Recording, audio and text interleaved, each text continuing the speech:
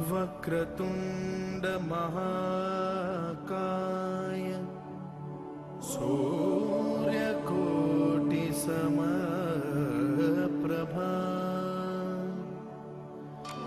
निर्विघ्नं कुरु मे देव सर्वकार्येषु सर्वदा।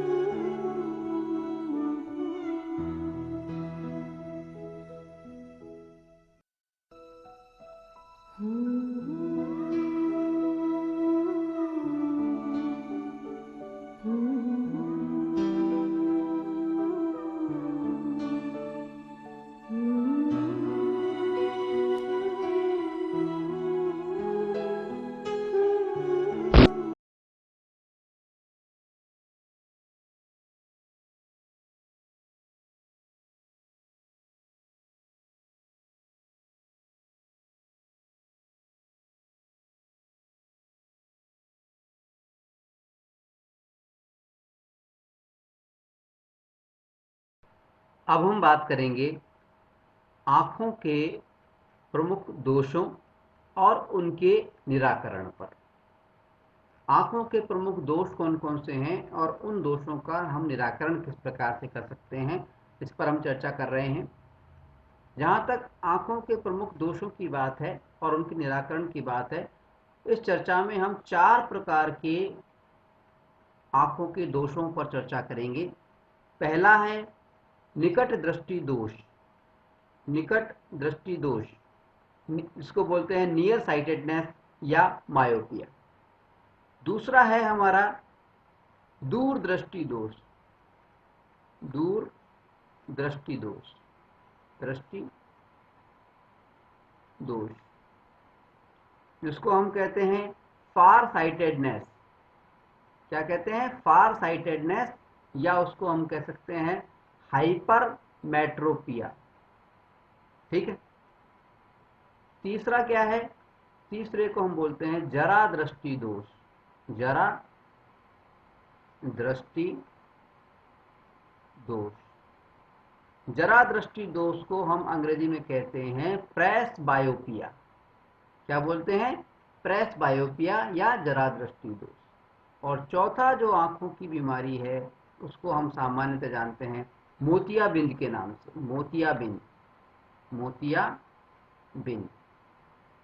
मोतियाबिंद को हम अंग्रेजी में कहते हैं कैटरैक्ट्स, कैटेरैक्ट्स। ठीक है। मोतियाबिंद या कैटरैक्ट्स, कुल मिलाकर के आंखों की 4 प्रकार की बीमारियों पर हम चर्चा करेंगे, 4 प्रकार के दोषों पर चर्चा करेंगे। सबसे पहले हम चर्चा करेंगे निकट दृष्टि दोष पर, उसके बाद चर्चा करेंगे दूर दृष्टि दोष पर, फिर चर्चा करेंगे जरा दृष्टि दोष पर, और फिर चर्चा करेंगे मोतियाबिंद पर।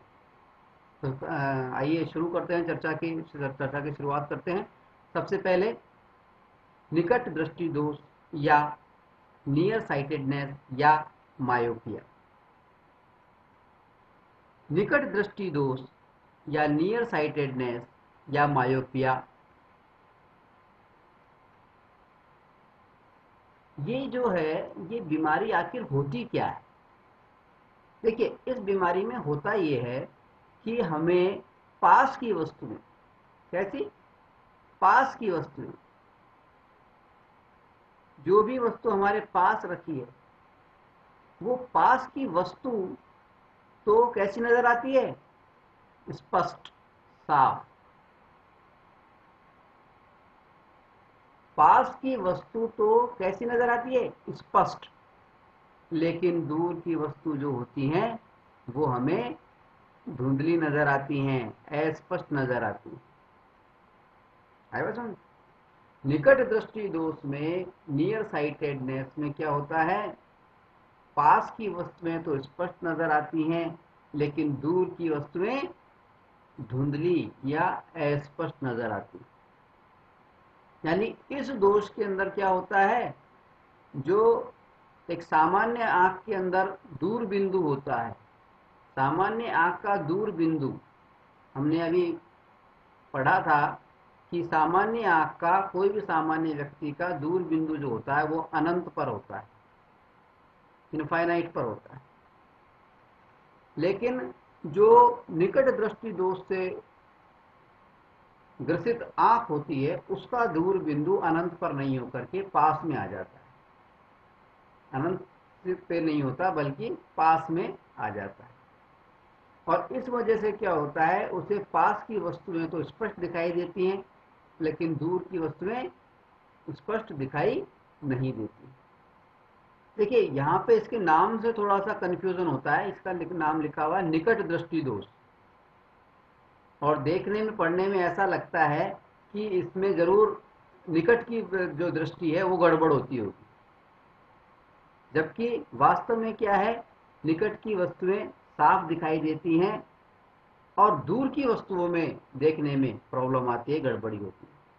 ठीक है, तो अब हम ये देखें कि ये निकट दृष्टि दोष इसको क्यों कहते हैं, फिर ये कंफ्यूजन क्यों पैदा हो रहा है और आखिर क्या कारण है कि ये दोष पैदा होता है।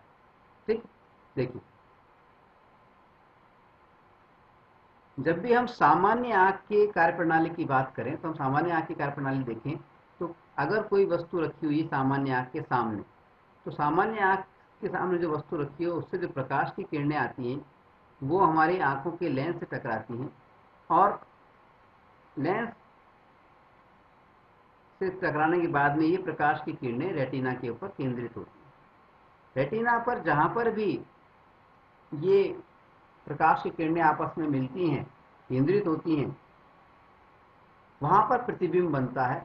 और ये प्रतिबिंब की सूचनाएं जब रेटिना की जो कोशिकाएं होती हैं, प्रकाश सुग्राही कोशिकाएं होती हैं, ये ऑप्टिकल नर्व्स के माध्यम से, दृष्टि तंत्रिकाओं के माध्यम से हमारे मस्तिष्क को भेज देती है और हमें मालूम चलता है कि वस्तु कौन सी है या किस प्रकार की।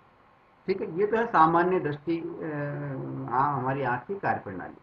लेकिन अगर हम बात करें निकट दृष्टि दोष से पीड़ित आंख की, तो निकट दृष्टि दोष में क्या होता है कि जो ऑब्जेक्ट है, जो बिंब है, जो वस्तु है, उससे जो प्रकाश की किरणें लेंस पर पड़ती हैं, तो वो प्रकाश की किरणें लेंस पर पड़ने के बाद में जब केंद्रित होती हैं तो वो केंद्रित रेटिना पे नहीं होती बल्कि रेटिना से पहले ही हो जाती है, रेटिना से पहले ही हो जाती है।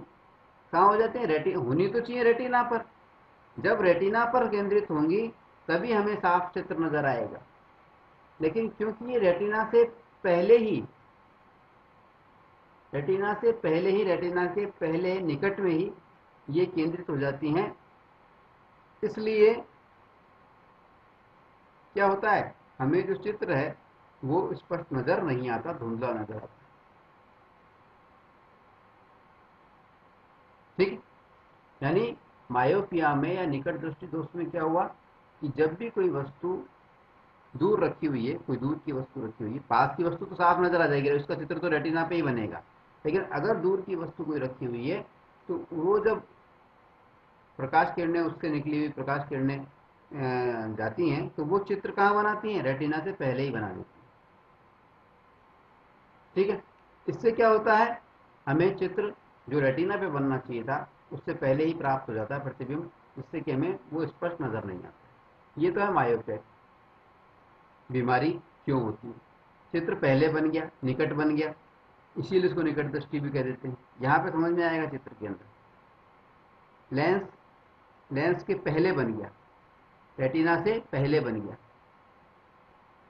बनना चाहिए था कहाँ पर, यहाँ पर रेटिना पर, लेकिन बना कहाँ पर, पहले ही बन गया, लेंस लेंस के पास में ही बन गया।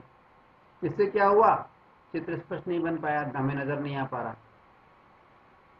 ठीक है। अब अगर हम बात करें इसके उपचार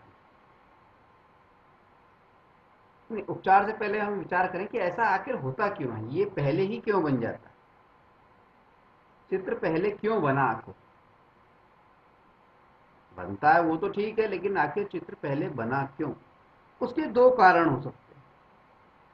पहला कारण तो क्या हो सकता है कि जो हमारा लेंस है इसमें कोई गड़बड़ी हो, इस लेंस की वक्रता जो है, हमारा लेंस की जो कर्वनेस है, वक्रता जो है, इसमें कोई गड़बड़ी आ जाए, लेंस की वक्रता मान लो बढ़ जाए, मोटाई बढ़ जाए, तो मोटाई बढ़ने से क्या होगा, इसकी फोकस दूरी जो है वो कम हो जाती है। लेंस की मोटाई बढ़ जाए, किसी भी कारण से वक्रता बढ़ जाए, यानी लेंस की मोटाई बढ़ जाए, तो उससे क्या होगा, फोकस दूरी कम हो जाएगी, और फोकस दूरी कम होने के कारण क्या होता है, चित्र पहले ही बन जाएगा। तो एक कारण तो क्या हो सकता है कि हमारे आंख का जो लेंस है उसकी वक्रता में अगर वृद्धि हो गई, यानी उसकी मोटाई में अगर वृद्धि हो गई, तो मोटाई में वृद्धि होने से लेंस की फोकस दूरी कम हो जाती है, और कम होने के कारण प्रतिबिंब पहले ही बन जाता है। ठीक है, एक कारण तो ये हो सकता है। और दूसरा कारण क्या हो सकता है, दूसरा कारण ये हो सकता है कि जो हमारा ये नेत्र गोलक है, आईबॉल जो है, हमने पढ़ा था कि हमारे आईबॉल का जो व्यास है वो 2.3 सेंटीमीटर होता है सामान्यतः। कभी कभी कोई गड़बड़ी की वजह से अगर इस आईबॉल का आकार बढ़ जाए, जैसे ये आईबॉल अगर हम देखें नॉर्मल आई के अंदर, ये यहाँ से यहाँ पर रेटिना बना हुआ है, अगर आईबॉल की लंबाई बढ़ जाए, किसी कारण से ये यहाँ आ जाए, तो निश्चित तौर पे प्रतिबिंब पहले ही रह गया। ठीक है। तो निकट दृष्टि दोष जो है, नियर साइटेडनेस है, और जो मायोपिया है, उसके दो कारण हो सकते हैं। एक कारण तो ये हो सकता है कि हमारे लेंस में गड़बड़ी हो और लेंस की वक्रता जो है वो बढ़ जाए, यानी उसकी मोटाई बढ़ जाए, और मोटाई बढ़ने से उसकी फोकस दूरी कम हो जाए, जिससे कि प्रतिबिंब पहले ही बन जाएगा। दूसरा कारण ये हो सकता है कि हमारी जो आईबॉल है, जो हमारा नेत्र गोलक है, किसी कारण से उस नेत्र गोलक की लंबाई बढ़ जाए। इन दोनों कारणों से निकट दृष्टि दोष या मायोपिया हो सकता है। ठीक है। अब मायोपिया हो सकता है, ये तो ठीक है। अब ये ठीक कैसे होगा, तो देखिए, ठीक होने के लिए भी जो किस तरह से ठीक होता है, उसके लिए भी थोड़ा सा हमें दिमाग लगाना पड़ेगा। देखिए, हमने यहाँ देखा कि हो क्या रहा है मायोपिया के अंदर। मायोपिया में हो रहा ये है कि लेंस की वक्रता बढ़ गई या नेत्र गोलक की लंबाई बढ़ गई, जिससे क्या प्रतिबिंब पहले ही बन गया, रेटिना से पहले बन गया। अब प्रतिबिंब को अगर हम रेटिना पे बनाना चाहते हैं तो हमें क्या करना होगा, हमें कुछ ऐसा उपाय करना होगा कि ये किरणें थोड़ी सी फैलें, डाइवर्ज हों, फैलें, और जब वो फैल करके थोड़ी सी फैलेंगी तभी वो आगे प्रतिबिंब बन पाएगा। ठीक है। अब प्रतिबिंब को आगे करना है, यानी किरणों को फैलाना है, तो हमें कौन से लेंस का उपयोग करना पड़ेगा। हमने देखा था लेंस दो प्रकार के होते हैं, एक तो उत्तल यानी कॉन्वेक्स, एक होता है अवतल यानी कॉनकेव। उत्तल लेंस क्या करता है, किरणों को केंद्रित करता है, और अवतल लेंस क्या करता है, किरणों को फैलाता है। हमें किसकी जरूरत पड़ेगी, किरणों को फैलाने की जरूरत पड़ेगी। इसका मतलब यहाँ पर हमें कौन सा लेंस इस्तेमाल करना होगा इसके इलाज के लिए, मायोपिया के इलाज के लिए, निकट दृष्टि दोष के इलाज के लिए, वो होगा अवतल लेंस। कौन सा लेंस? अवतल लेंस, जिसको अंग्रेजी में हम कहते हैं कॉनकेव। कॉनकेव, और इसको अन्य शब्दों में हम कह सकते हैं अपसारी, क्योंकि किरणों को फैला रहा है ना, डाइवर्जिंग, अपसारी। इसको डाइवर्जिंग लेंस या अपसारी लेंस भी कहते हैं।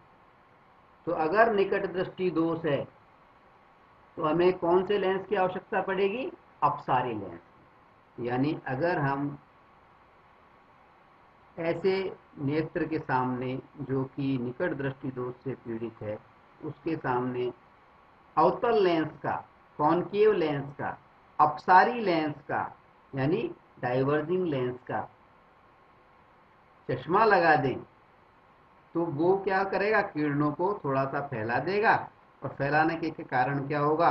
किरणें जो हैं वापस से आगे बढ़ करके रेटिना के ऊपर केंद्रित हो जाएंगी, और चित्र हमें रेटिना पे प्राप्त होगा, और रेटिना से जुड़ी हुई जो ऑप्टिकल नर्व है उसके माध्यम से ये सूचना हमारे मस्तिष्क को पहुंच जाएगी।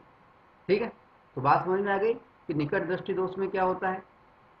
निकट की वस्तुएं साफ दिखाई देती हैं, दूर की वस्तुएं कैसी दिखाई देती हैं? धुंधली, अस्पष्ट। याद रहेगा। अब हम बात करेंगे दूर दृष्टि दोष यानी फार साइटेडनेस पर, जिसको हम बोलते हैं हाइपर मेट्रोपिया। ठीक है, दूर दृष्टि दोष जो है, जिसको हम फार साइटेडनेस भी कहते हैं या हाइपर मेट्रोपिया भी कहते हैं, इस दोष के अंदर होता क्या है? इस दोष के अंदर होता ये है कि देखिए, नाम से कंफ्यूज नहीं होना है हमारे को। यहाँ पे दूर दृष्टि दोष लिखा है, इसका मतलब ये नहीं है कि दूर की वस्तुएं में कोई दोष है, दूर की दृष्टि में कोई दोष है। इसका मतलब ये है कि दूर की वस्तुएं तो हमें साफ दिखाई दे रही हैं, दूर की वस्तुएं कैसी दिखाई दे रही हैं? साफ। लेकिन पास की जो वस्तुएं हैं वो गड़बड़ दिखाई दे रही हैं, धुंधली दिखाई दे रही हैं, अस्पष्ट दिखाई दे रही हैं। ठीक है, तो दूर दृष्टि दोष में क्या होता है? दूर की वस्तु जो है वो तो क्या होती हैं? साफ दिखाई देती हैं, लेकिन निकट की जो वस्तु जो होती हैं वो क्या होती हैं? साफ दिखाई नहीं देती हैं। ठीक है, ऐसा जो व्यक्ति होता है उसका जो निकट बिंदु जो होता है वो सामान्य निकट बिंदु से यानी 25 सेंटीमीटर से दूर हो जाता है, और ऐसे व्यक्ति को आराम से देखने के लिए, कोई भी पाठ्य सामग्री को पढ़ने के लिए, जो भी किताब होती है, कोई भी चीज होती है, उसको क्या करना पड़ता है? आंख से 25 सेंटीमीटर से भी आगे रखना पड़ता है। निकट बिंदु दूर हो जाता है ना, निकट बिंदु दूर जब हो जाता है तो अगर कोई वस्तु यहाँ पे रखने से हम पढ़ पाते हैं, मान लो ये 25 सेंटीमीटर की दूरी है, तो यहाँ से नहीं देख पाएगा, निकट बिंदु दूर हो जाता है, जिससे क्या होता है, ये यहाँ पे रखेगा। तो इसलिए बहुत से लोगों को आपने देखा होगा कि वो कागज को थोड़ा दूर रख करके और फिर पढ़ते हैं। तो ऐसे लोग जो कागज को दूर रख करके पढ़ रहे हैं, बहुत से लोग देखे होंगे ना आपने कि अखबार पास से नहीं पढ़ पा रहा कागज को, लेकिन वो दूर रख करके और फिर कागज को पढ़ रहा है। तो ऐसे व्यक्ति जो कागज को दूर रख करके पढ़ते हैं, वो क्यों पढ़ रहे हैं दूर रख करके? क्योंकि उनका जो निकट बिंदु है, जो कि आमतौर पे सामान्य आंख के अंदर 25 सेंटीमीटर पर होता है, वो बढ़ जाता है और दूर चला जाता है, यानी वो 27 पे, 28 पे, 30 पे चला जाता है। इस वजह से क्या है कि वो दूर रख करके पढ़ते हैं। और ऐसे व्यक्तियों को हम क्या मानते हैं, किस उनमें कौन सा दोष है उनकी आंखों के अंदर? वो है दूर दृष्टि दोष, फार साइटेडनेस, हाइपरमेट्रोपिया। ठीक है, बात समझ में आ गई। हाइपरमेट्रोपिया में क्या होता है? दूर दृष्टि दोष में क्या होता है? होता यह है कि दूर की वस्तुएं तो साफ दिखाई दे रही हैं, लेकिन पास की वस्तुएं साफ दिखाई नहीं देती। दूसरी बात क्या होती है इसके अंदर कि जो निकट बिंदु होता है, किसी भी आंख का जो निकट बिंदु होता है, जो कि आमतौर पर 25 सेंटीमीटर पर होता है, वो दूर चला जाता है, उसकी डिस्टेंस बढ़ जाती है, यानी वो 25 से ज़्यादा 27, 28, 30 कुछ भी हो सकता है, चला जाता है। इस वजह से क्या होता है कि इस व्यक्ति को कोई भी वस्तु अगर पढ़नी, कोई भी चीज़ अगर पढ़नी है तो उसको 25 सेंटीमीटर से भी ज़्यादा दूर रखना पड़ता है। इसलिए ऐसे लोग क्या है कि सामग्री को, जो पाठ्य सामग्री होती है, उसको काफ़ी दूर रख करके पढ़ने की कोशिश करते हैं। ठीक है, तो ये तो बात हो गई कि दूरदृष्टि दोष के अंदर होता क्या है। अब सवाल उठता है कि दूरदृष्टि दोष आखिर होता ही क्यों है। देखिए, क्यों होता है, इसका कारण तो हम आपको बता दें कि कोई भी वस्तु है, अगर उसका जो प्रतिबिंब, उससे निकलने वाली प्रकाश की किरणें लेंस से होकर जब गुजरती हैं, तो लेंस से होकर गुजर करके वो हम जानते हैं रेटिना के ऊपर केंद्रित होती है। ये तो हमारा नॉर्मल तरीका है किसी भी चीज़ को देखना है, किसी भी आँख, जैसे हमारी आँख जो है प्रतिबिंब कैसे बनाती है, इसका नॉर्मल तरीका है, ये सामान्य आँख की बात है। लेकिन कभी कभी क्या होता है, कभी कभी क्या होता है, जब प्रकाश की किरणें क्या होती हैं, लेंस से होकर के गुजरती हैं और केंद्रित होती हैं, तो केंद्रित क्या होती हैं, होनी तो चाहिए रेटिना के ऊपर, यहाँ पर, लेकिन केंद्रित कहाँ होंगे, रेटिना से आगे, दूर उनका केंद्रण होता है। इससे प्रतिबिंब क्या है, रेटिना से परे बनता है, आगे की ओर बनता है। और रेटिना से आगे प्रतिबिंब बनने के कारण क्या होता है, जो प्रतिबिंब हमें रेटिना पर बनने से दिखना चाहिए था, वो तो स्पष्ट दिखता है। लेकिन अगर रेटिना से आगे बनेगा, रेटिना से भी आगे बनेगा, तो हमें प्रतिबिंब स्पष्ट प्राप्त नहीं होगा और हमें धुंधला दिखाई देगा। ठीक है, तो ये तो बात हुई कि क्यों हो रहा है, क्या हुआ, आखिर हुआ क्या, दूरदृष्टि दोष पैदा कैसे हुआ, वो हमने बताया। अब ये दृष्टि दोष पैदा क्यों हुआ, इसके दो कारण होते हैं। एक कारण तो ये है, पहला कारण तो ये है कि हमारा जो लेंस है, पहले कारण क्या होता है, लेंस में गड़बड़ी हो सकती है। लेंस, अब लेंस में क्या गड़बड़ी हो सकती है, लेंस पतला हो सकता है, किसी भी कारण से अगर लेंस पतला हो गया है, किसी भी कारण से अगर हमारे आँख का लेंस थोड़ा पतला हो जाए, उसकी वक्रता में कमी आ जाए, वक्रता में कमी आ जाए, तो क्या होगा, लेंस की फोकस दूरी बढ़ जाएगी। हम जानते हैं कि अगर लेंस की वक्रता में हम कमी कर देते हैं तो फोकस दूरी बढ़ जाती है, ठीक है, और वृद्धि कर देते तो फोकस दूरी कम हो जाती है। तो अगर किसी भी कारण से हमारी आँख के लेंस थोड़ा सा पतला हो जाए, यानी उसकी वक्रता कम हो जाए, तो वक्रता कम होने के कारण क्या होता है कि उस लेंस की फोकस दूरी बढ़ जाती है। फोकस दूरी बढ़ने के कारण प्रतिबिंब जो है रेटिना पे नहीं बनकर रेटिना से दूर बनता है, और इस वजह से हमें वस्तुएं धुंधली दिखाई देती हैं। ठीक है, तो ये तो बात हो गई कि दूरदृष्टि दोष में या हाइपरमेट्रोपिया में, फोर साइटेडनेस में क्या होता है, क्यों होता है। ठीक है, अब हम देखते हैं कि इसका इलाज क्या है। अगर हम इसका करेक्शन करना चाहें तो इलाज क्या है। देखिए, साफ नजर आ रहा है हमें यहाँ पर इस चित्र के अंदर, जिसमें हाइपरमेट्रोपिया दिखाया गया है, कि लेंस का आकार, यानी लेंस की वक्रता कम हो गई है, लेंस का आकार पतला हो गया है, इस वजह से फोकस दूरी बढ़ गई है और प्रतिबिंब दूर बन रहा है। प्रतिबिंब बनना चाहिए कहाँ पर, यहाँ पर, बन रहा कहाँ पर है, यहाँ पर। यानी हमें फोकस दूरी क्या कम करने की जरूरत है, ज्यादा करने की जरूरत है, वो है कम करने की, फोकस दूरी कम करने की जरूरत, कम करने की है ना। अब फोकस दूरी कम कब होती है, जब लेंस की मोटाई बढ़ाई जाए। ठीक है, अब लेंस की मोटाई कैसे बढ़ाई जाए, लेंस की मोटाई बढ़ाने के लिए क्या करेंगे हम, फोकस दूरी कम कब होगी, जब हम मतलब कन्वर्जन पहले होना चाहिए ना, ये फोकस यहाँ बन रहा है, यहाँ बनना चाहिए, पहले चित्र बनना चाहिए। पहले चित्र बनना है, इसका मतलब किरणें पहले केंद्रित होनी चाहिए, और केंद्रित करने के लिए कौन सा लेंस इस्तेमाल करेंगे हम, उत्तल, कॉन्वेक्स, कौन सा, उत्तल कॉन्वेक्स, जिसको हम अभिसारी लेंस भी कहते हैं। क्या कहते हैं, अभिसारी या कन्वर्जिंग लेंस भी कहते हैं। अभिसारी, अभिसारी या कन्वर्जिंग लेंस भी कहते हैं।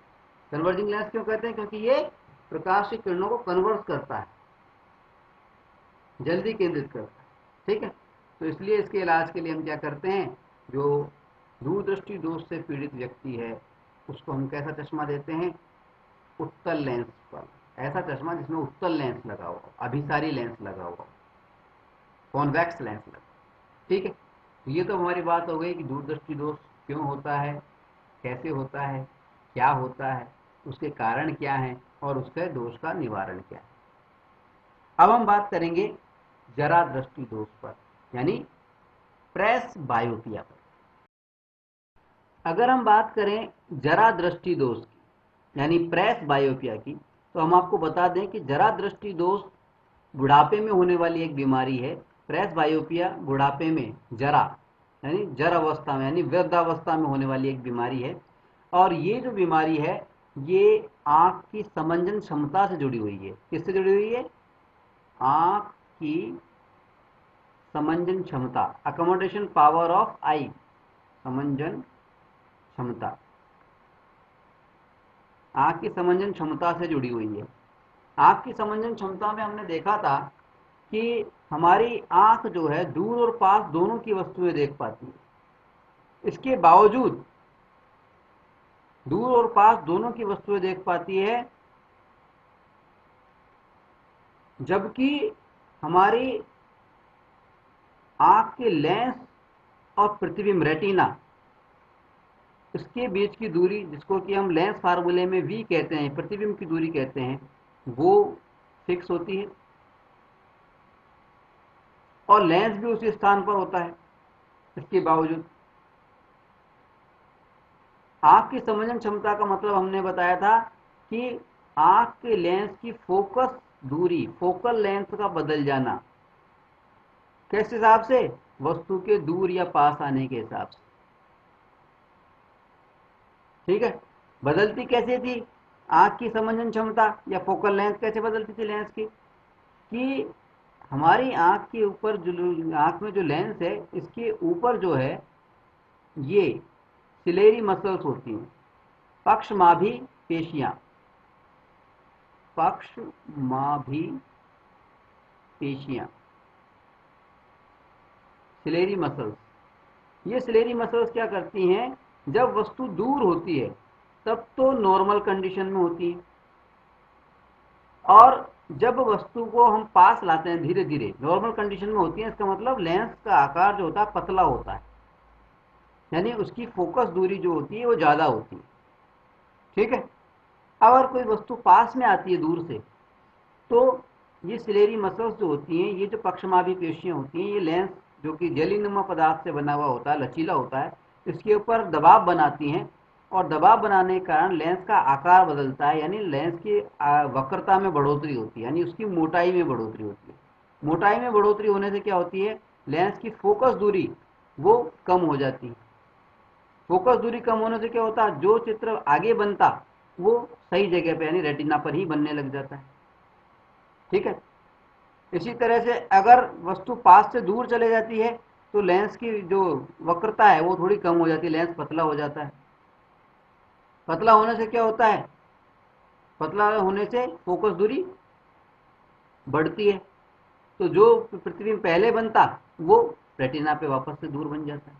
अरे बात समझ, ठीक है, तो यानी आंख की जो पक्षमाभी पेशियां होती हैं ये हमारे लेंस के आकार को एडजस्ट करती हैं, इसकी वक्रता को कम या ज्यादा करती हैं वस्तु के दूर या पास होने के हिसाब से। तो जरा दृष्टि दोष में क्या होता है, जब वृद्धावस्था होती है तो ये सिलेरी मसल्स जो होती है, पक्षमाभी पेशियां जो होती है कमजोर हो जाती है और ये वस्तु के दूर या पास आने के, बिंब के दूर या पास आने के हिसाब से हमारी आंख का जो लेंस होता है इसकी वक्रता को बदल नहीं पाती, यानी इन पर दबाव नहीं बना पाती, जिससे कि वस्तु के दूर या पास जाने से जो इस वस्तु की जो स्पष्टता है, जो चित्र प्रतिबिंब बनता है वो स्पष्ट तौर पे नहीं बनता है। कभी तो आगे बन जाता है, कभी पहले ही बन जाता है। ठीक है, समझ गई बात? यानी लेंस की जो समंजन क्षमता है वो कम हो जाती है। लेंस की समंजन क्षमता, एकोमोडेशन पावर कम होने की वजह से क्या होता है, प्रतिबिंब जो है रेटिना पे ठीक प्रकार से नहीं बन पाता है, और जिस वजह से क्या होता है, इस वजह से हमें धुंधली वस्तुएं नजर आती है। ये है हमारा जरा दृष्टि दोष। और जरा दृष्टि दोष को दूर करने के लिए, क्योंकि जरा दृष्टि दोष में आगे और पीछे प्रतिबिंब बन सकता है, पहले भी बन सकता है, बाद में भी बन सकता है। ठीक है, ऐसी स्थिति में हमें दो तरह के, जैसे द्विफोक्सी, double focus, द्विफोक्सी lens, Foxy lens, जरा दृष्टि दोष को दूर करने के लिए द्विफोक्सी लेंसों की, यानी बाई फोकस लेंस, कैसा है, by focal lens, bifocal lens की आवश्यकता पड़ती है। बाईफोकल लेंस कैसा होता है, सामान्य प्रकार के जो बाईफोक्सी लेंस होते हैं, अवतल और उत्तल, इसमें दोनों प्रकार के लेंस होते हैं। ठीक है, तो जब इसको पास की वस्तु देखनी होती है तो अलग लेंस का प्रयोग करता है, दूर की वस्तु देखनी होती है अलग लेंस का प्रयोग करता है। आई बात समझ? जरा दृष्टि दोष में या प्रेस बायोपिया में क्या होता है, ये हमारी आंख की समंजन क्षमता से जुड़ा हुआ रोग है। इसमें आंख की समंजन क्षमता कम हो जाती है, क्षीण हो जाती है। ठीक, अब हम बात करेंगे आंख के चौथे और हमारी तरफ से अंतिम दोष की। दोष तो बहुत तरह के होते हैं, लेकिन हम ये लास्ट दोष जो है उसको डिस्कस कर रहे हैं। उसका नाम है मोतियाबिंद। मोतियाबिंद की बीमारी आम बीमारी है, कैटरेक्ट भी बोलते हैं। मोतियाबिंद की बीमारी में होता क्या है आखिर?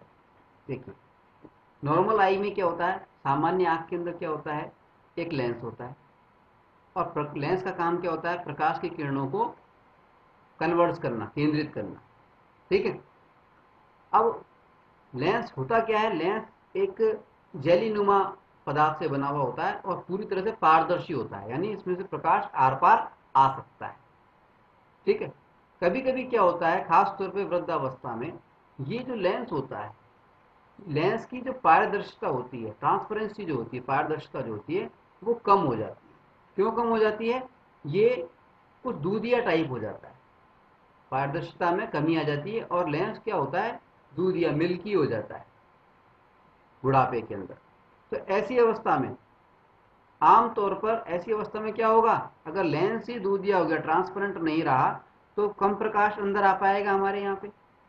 जैसा कि इस चित्र में हम देख रहे हैं, यहाँ पे चित्र बनाया गया है, इसके अंदर ये लेंस जो बना हुआ है, ये जो लेंस है, ये लेंस दूधिया हो चुका है। दूधिया होने के कारण ये जो प्रकाश किरण इस चित्र से आ रही है, इस ऑब्जेक्ट से आ रही हैं, ये पूरी तरह से अंदर नहीं जा पा रही हैं, और बहुत ही कम मात्रा में धुंधली धुंधली धुंधली धुंधली प्रकाश किरणें जा रही हैं, जिससे कि हमें बहुत ही धुंधला चित्र प्राप्त हो रहा है। और धुंधला जब चित्र प्राप्त होगा तो हम देखने में स्पष्ट नहीं हो पाएगा हमारे। ठीक है, तो मोतियाबिंद की बीमारी में क्या होता है कि हमारी आंख का जो लेंस होता है उसकी पारदर्शिता कैसे हो जाती है, कम हो जाती है। हमारे आंख का जो लेंस होता है वो धुंधला हो जाता है। धुंधला होने की वजह से हमारे रेटिना पर जो चित्र बनता है वो भी धुंधला बनता है, और हमें देखने में परेशानी आती है। ठीक है, इस बीमारी का उपाय क्या है? आमतौर पे इस बीमारी के अंदर क्या होता है, ऑपरेशन किया जाता है, और ऑपरेशन करने के अलावा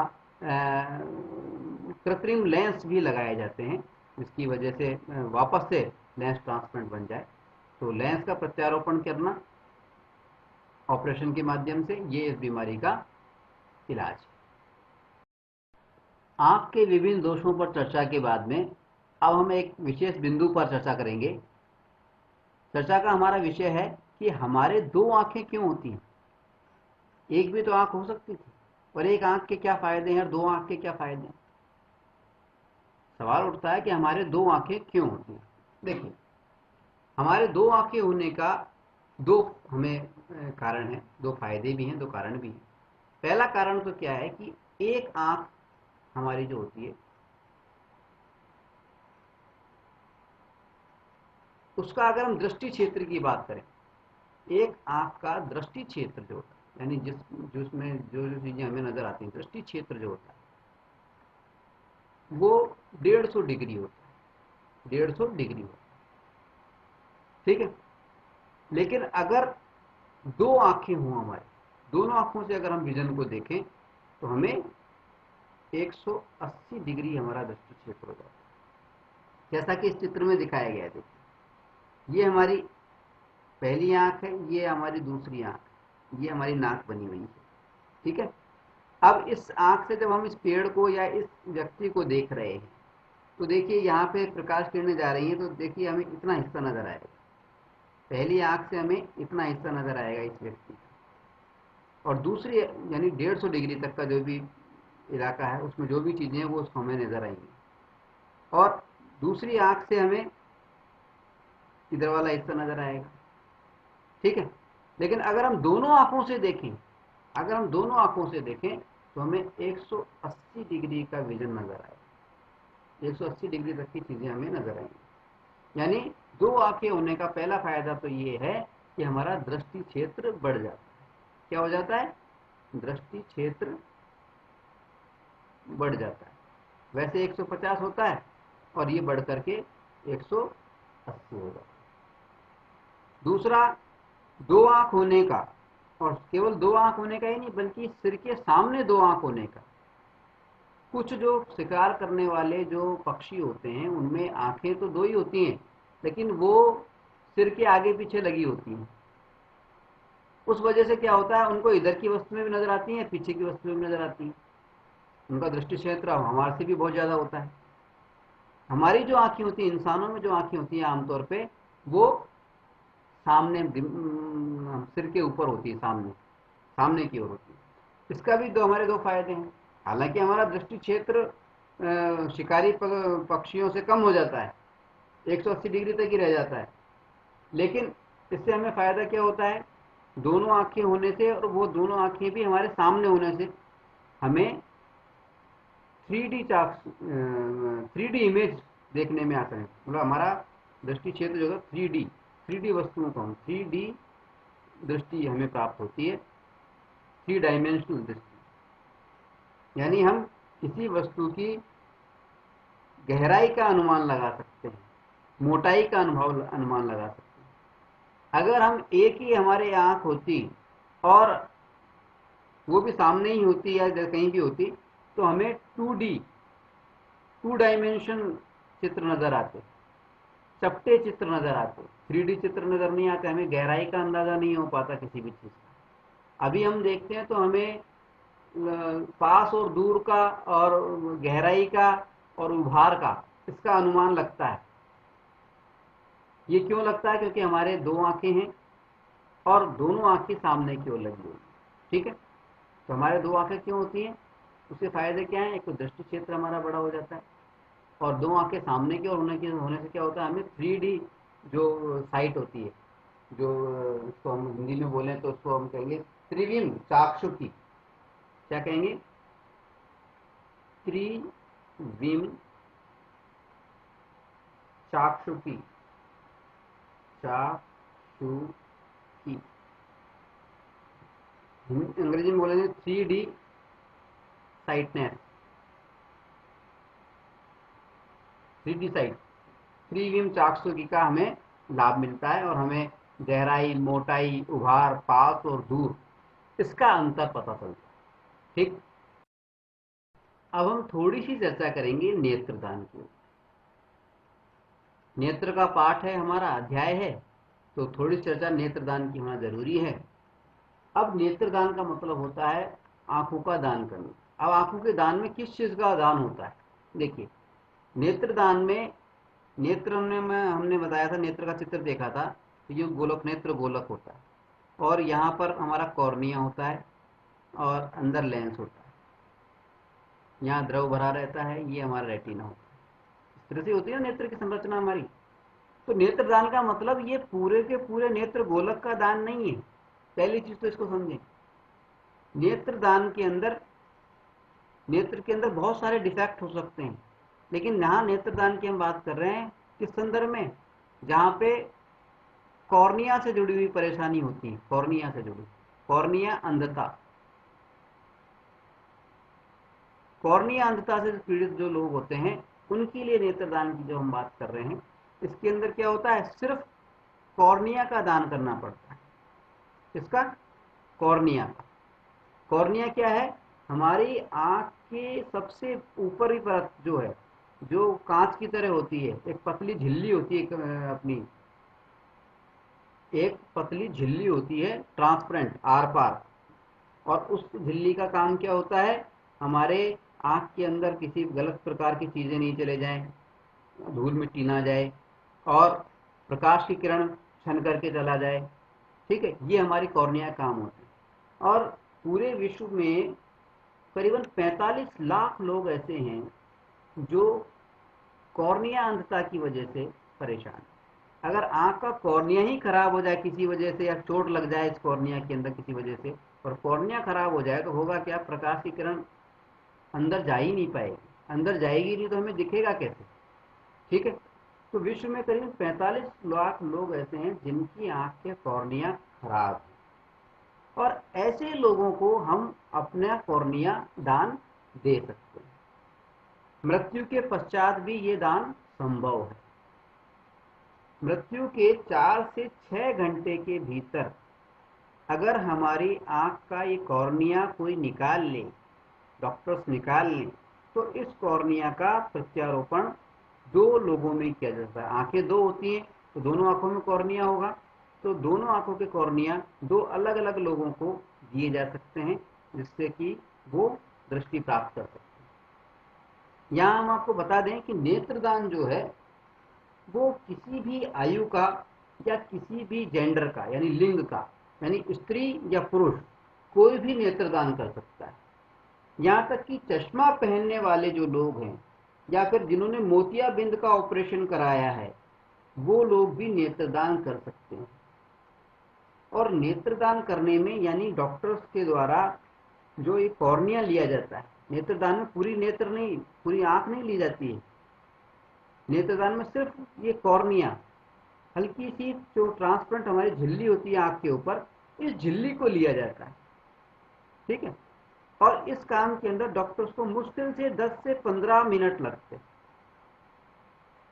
और इससे जो हमारा शरीर होता है उसमें कोई विरूपता नहीं होती। जो भी हमारी बॉडी होती है, हमें ऐसा लगता है, ऐसा भ्रम होता है कि नेत्रदान करना है तो कोई आंखें, हमारी जो भी हमारे परिजन है उसकी आंख को निकाल लेगा और उससे हमारा वो चेहरा जो है बिगड़ जाएगा।